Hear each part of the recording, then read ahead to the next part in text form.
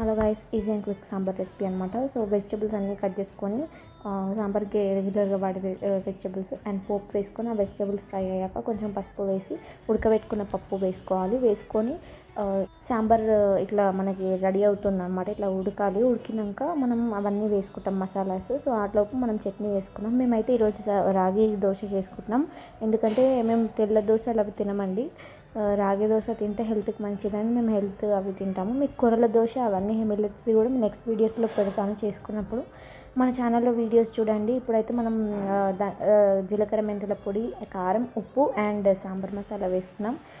And మన channel videos చూడండి, subscribe చేయండి. అండ్ చాలా స్వీట్ రెసిపీస్ కూడా ఉన్నాయి, కుకింగ్ వీడియోస్ ఉన్నాయి. చింతపండు రసం వేసుకోండి దీంట్లో. తర్వాత మన ఛానల్లో వీడియోస్ చూసి సబ్స్క్రైబ్ చేయండి. Thanks for watching. ఎవరైతే ఫస్ట్ నుంచి సపోర్ట్ చేస్తున్నారో చాలా చాలా థ్యాంక్స్ అండి మన ఛానల్కి.